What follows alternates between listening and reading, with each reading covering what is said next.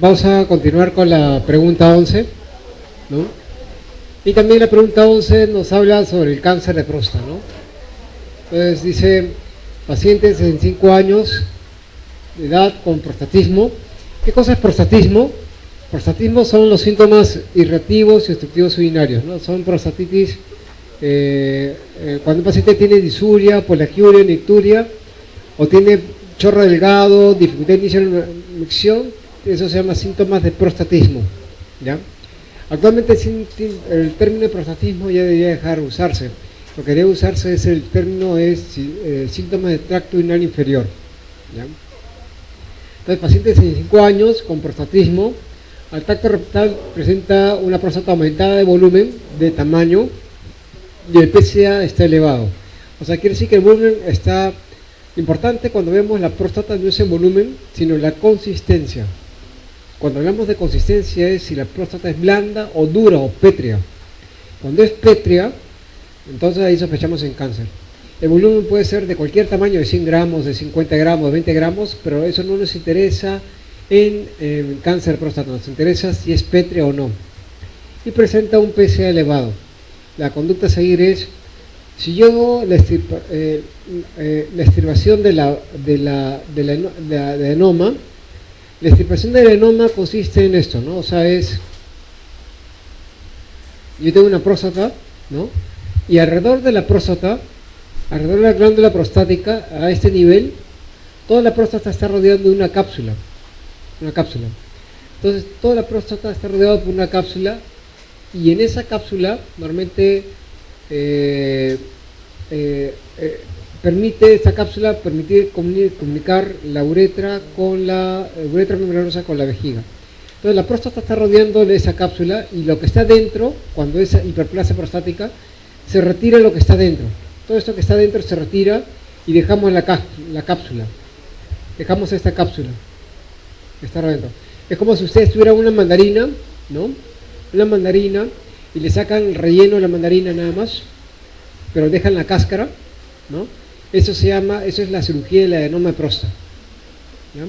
Cuando hay cáncer de próstata, lo que se hace es, se corta, y se une, ¿qué cosa? ¿Qué uretra? La uretra membranosa con el cuello de la vejiga, cuando hay cáncer, y eso se llama cirugía radical de próstata. Cuando la cirugía es del adenoma de próstata y la hiperplasia, esta cáscara que ustedes están viendo, que es la cápsula, se deja. ¿Para qué? Para que permita comunicar la vejiga con la uretra.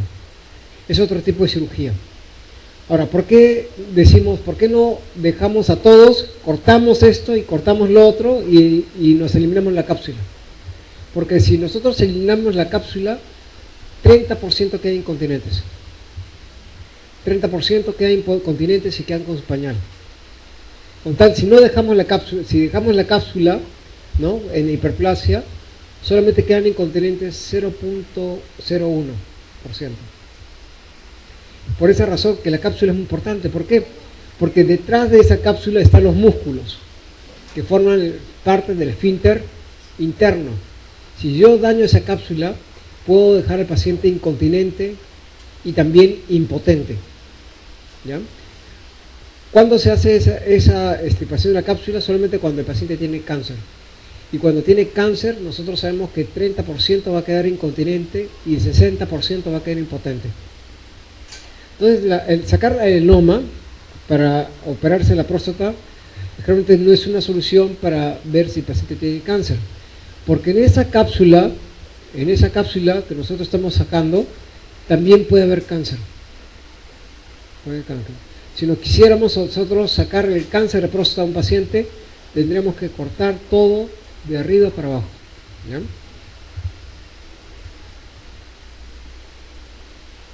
Entonces, la pregunta dice,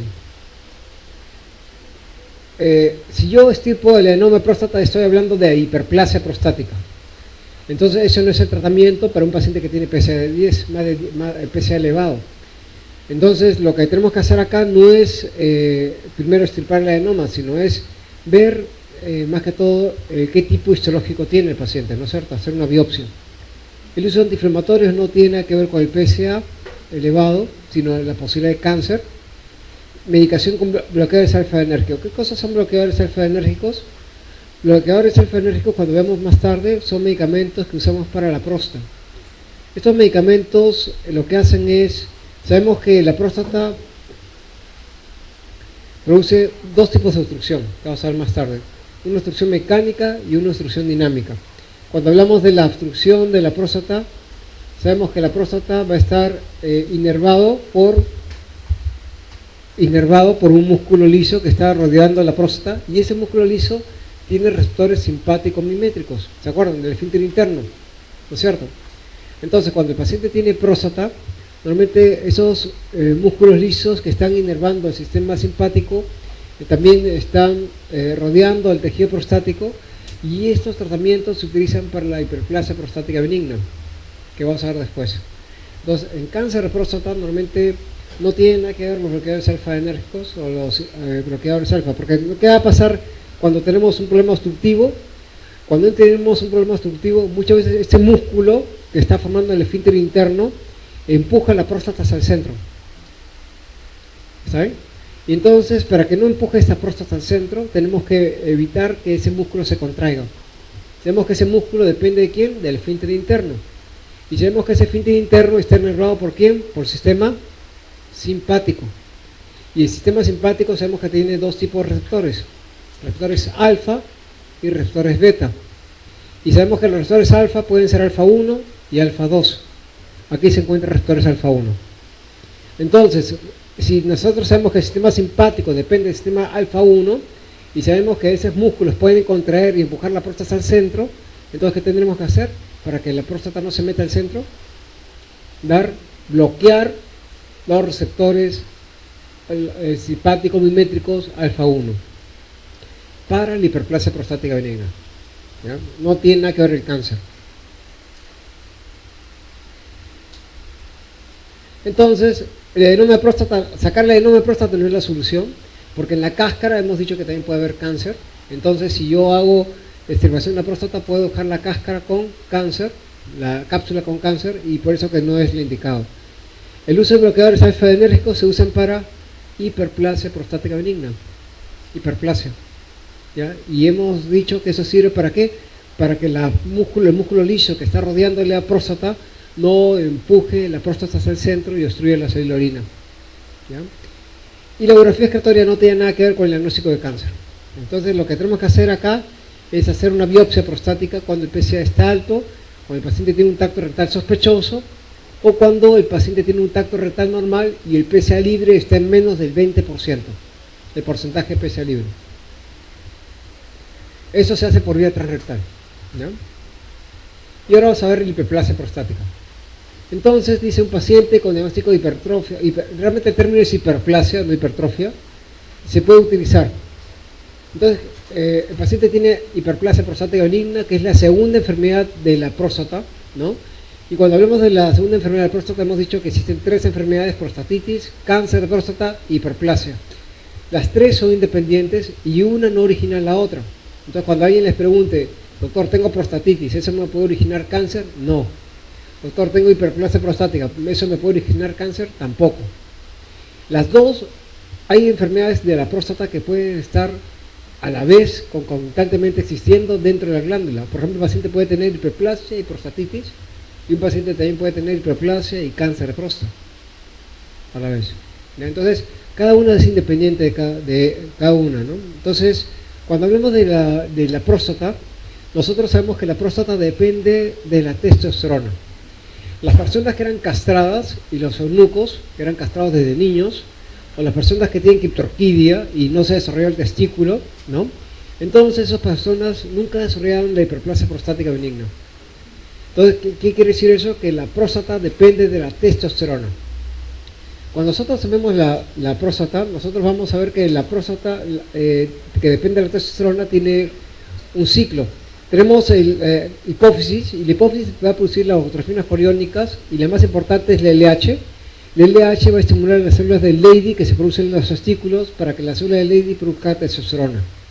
Cuando se produce la testosterona, esa testosterona se pasa al torrente sanguíneo, y cuando llega a la célula prostática, que esta es la célula prostática, ingresa dentro de la célula prostática con un receptor entra al citoplasma y cuando llega al citoplasma va a haber una enzima que se llama la 5-alfa reductasa dentro del citoplasma de la célula prostática. La 5-alfa reductasa. Esta 5-alfa reductasa es importante porque va a reducir la testosterona a dihidrotestosterona. Esa dihidrotestosterona se mete dentro de la célula prostática y cuando se mete dentro de la célula prostática, la dihidrotestosterona va a activar la duplicación celular y va a activar la síntesis de proteínas. Esa es la importancia de la testosterona, ¿ya? Y la importancia de que la glándula prostática, el cáncer y la hiperplasia dependen de la testosterona. El factor más importante en ellos dos es la testosterona.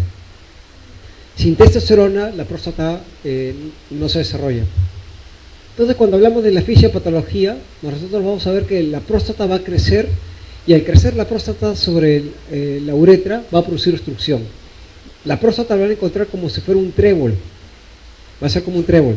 Entonces van a encontrar un trébol que tiene un lóbulo izquierdo, un lóbulo derecho y por encima otro lóbulo que es el lóbulo medio. Un lóbulo izquierdo, un lóbulo derecho y por encima un lóbulo medio que puede crecer hacia la luz de la vejiga, dentro de la vejiga, ¿ya? Cuando la próstata crece, puede crecer en dos direcciones. Puede crecer hacia afuera, como puede crecer hacia adentro. Entonces, ¿qué quiere decir? Que hay personas de 90 años que tienen próstatas de 150 gramos o de 200 gramos, cuando la próstata debe medir solamente 20 gramos y no tienen ninguna molestia. ¿Y por qué? Porque la próstata está creciendo por fuera de la uretra. Por fuera de la uretra. Pero ¿qué va a pasar si nosotros tenemos una próstata de 20-25 gramos que está creciendo hacia la luz de la uretra? Esa próstata pequeña que está creciendo a la luz de la uretra puede producir obstrucción y el paciente a veces no puede orinar y retención urinaria aguda. Entonces, hacia dónde crezca la próstata es lo que depende el grado de obstrucción. Entonces, cuando tenemos un paciente que tiene próstata, aquí vemos los lóbulos, un lóbulo izquierdo, un lóbulo derecho, y esta es la luz de la uretra, ¿no? Esos lóbulos, izquierdo y derecho, forman parte del tejido prostático, ¿no? Son dos lóbulos. Y cuando vemos la próstata va a producir una obstrucción mecánica y dinámica. Entonces la producción dinámica y dinámica van a hacer que la próstata esté creciendo o esté presentándose dentro de la uretra y no pueda el paciente miccionar en forma adecuada, ¿no? Entonces la obstrucción mecánica y dinámica va a ser la fisiopatología de la obstrucción de la salida de la orina. ¿En qué consiste la obstrucción mecánica? La obstrucción mecánica más que todo va a hacer que la próstata crece tanto que obstruye la salida de orina. O sea, es el crecimiento de la glándula sobre la uretra impidiendo que salga la orina, ¿ya? Eso es causa de la obstrucción mecánica. ¿Y qué consiste la obstrucción dinámica? Hemos dicho que aquí alrededor de la glándula prostática está el músculo liso que forma parte del esfínter interno. Ese músculo liso, ese músculo liso se puede contraer y empujar la próstata hacia la luz de la uretra, obstruyendo la salida de la orina. ¿Sí? Y eso es causa de la obstrucción de tipo dinámico. Entonces la próstata puede producir dos tipos de obstrucciones. Una obstrucción mecánica porque la próstata creció tanto que se mete hacia la luz de la uretra, y puede producir una obstrucción dinámica porque los músculos de la zona perineal que forman parte del esfínter interno se van a meter a hacer empujar la próstata al centro y va a producir obstrucción de la salida de orina. Las dos obstrucciones existen en el tracto urinario, ¿no? Por la próstata. Entonces, cuando nosotros tenemos tratamientos de la próstata, vamos a encontrar tratamientos médicos, tratamientos quirúrgicos. El tratamiento definitivo de la próstata es la cirugía. Pero nosotros, ¿qué hacemos para darle un tratamiento médico a aquellos pacientes que no quieren operarse todavía o tienen síntomas leves, ¿no? Inicialmente, cuando no existía nada para la próstata, cuando no existía ningún medicamento, muchos pacientes usaban hierbas, como el achote, ¿no? Entonces usaban hierbas. Y otras hierbas que usaban es, por ejemplo, el Cernova repens, ¿no? Que usan para, por ejemplo, para la próstata, que son medicamentos que son derivados de la hierba, que es la fitoterapia. Entonces el paciente se decía que se sentía mejor. Y cuando nosotros nos sentimos mejor, no quiere decir que estemos curados o que estemos mejor aliviados. Para nosotros evaluar un medicamento y decir que el paciente, ese medicamento lo está curando o lo está aliviando, tenemos que hacer la flujometría, que es una parte de la urodinamia, ¿se acuerdan? Y esa flujometría el paciente orina en un water. Y en ese water nosotros tenemos que ver cómo se registra la velocidad con que el paciente micciona. Entonces, cuando la flujometría nos dice que ese paciente, digamos que tenía antes de tomar la fitoterapia, tenía un flujo de 10, normalmente el flujo hemos dicho que debe ser más de 15. Más de 15. Si el flujo era menos de 10 o era 10, con fitoterapia la flujometría tiene que mejorar a más de 10. Lo que se encontraba en estos pacientes es que cuando se hizo fitoterapia el flujo no mejoraba. Entonces, ¿qué quiere decir? Que la fitoterapia es como si un paciente tuviera fiebre tifoidea y yo le doy Panadol. Y entonces que el paciente dice, doctor, gracias por darme el Panadol porque me siento mejor. Y el Panadol me está curando. ¿Ya? Para hablar de medicamentos que ayuden a desobstruir la próstata, tenemos que tener una mejora de flujo urinario. Entonces, si normalmente ese paciente tiene una flujometría de 10, porque es anormal, tiene que mejorar más de 10. ¿Ya? Hasta llegar a un valor normal más de 15. Entonces, la fitoterapia no sirve para desobstruir la próstata.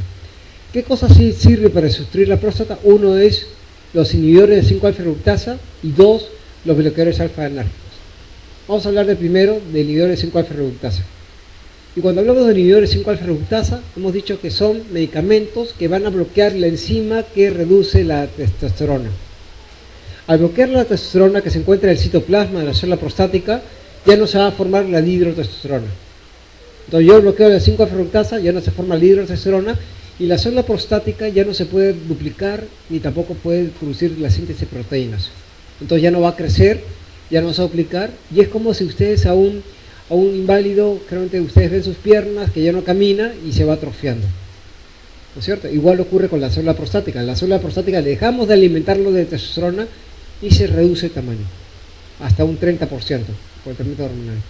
Entonces, el medicamento con finasteride actuaría sobre qué problema, con obstrucción mecánica o dinámica.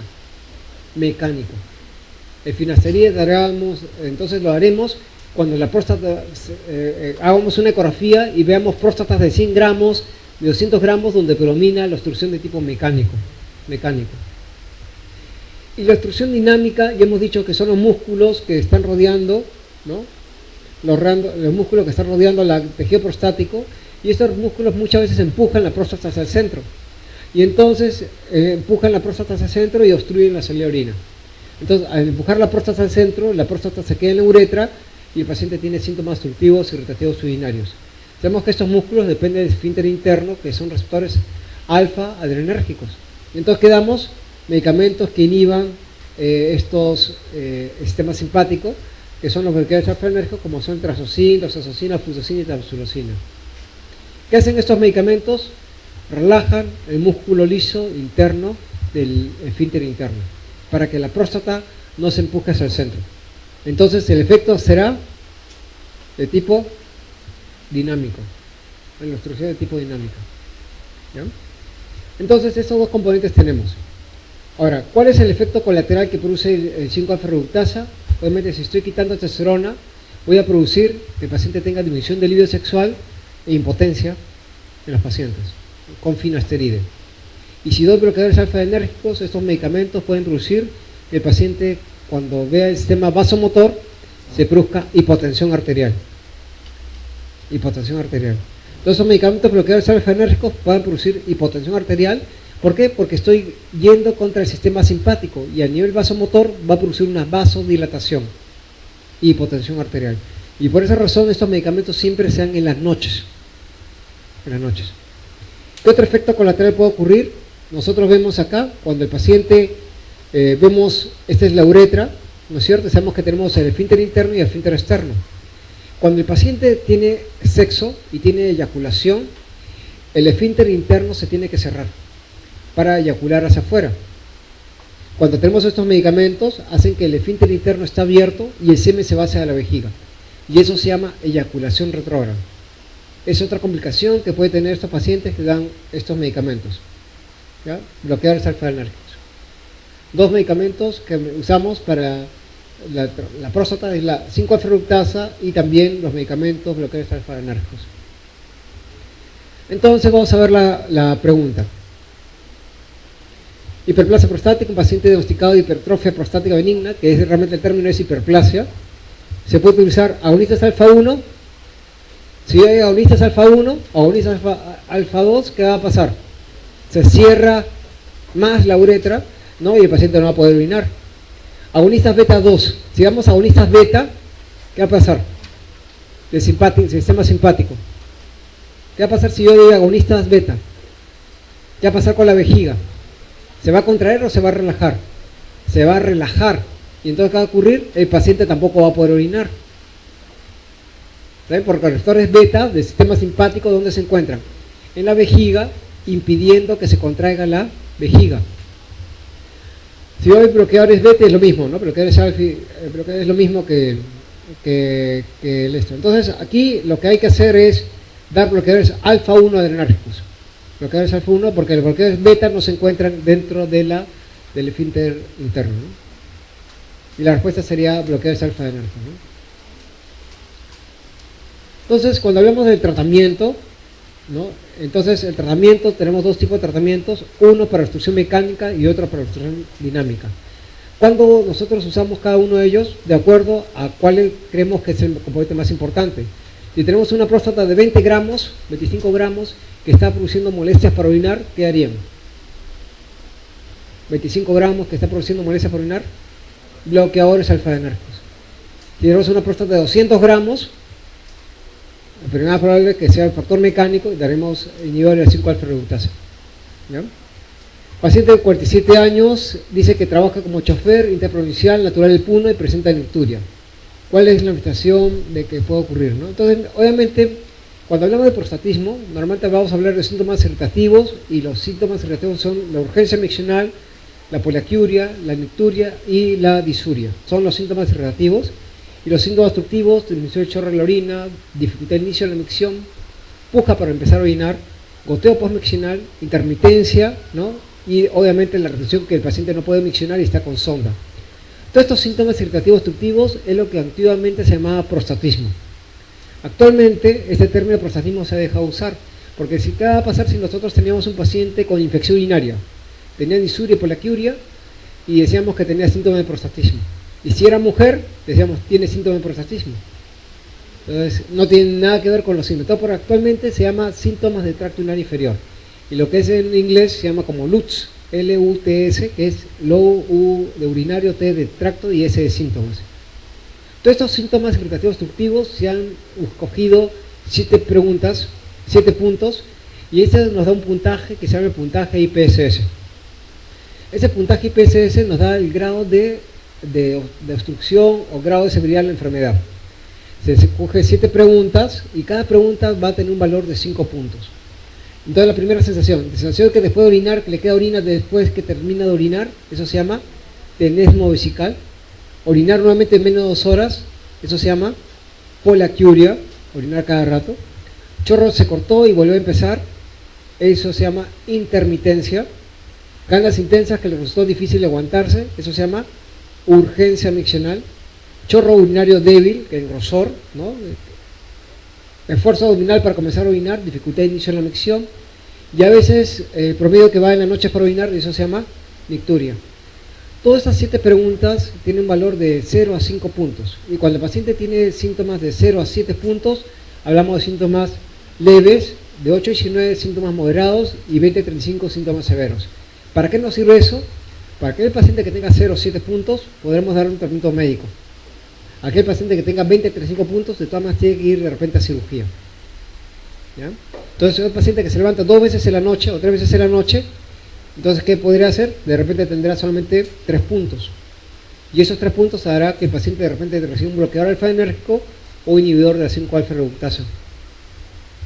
Entonces, cuando tenemos estos síntomas, realmente estos síntomas van a ser asociados con, más que todo, la hiperplasia prostática benigna, ¿no?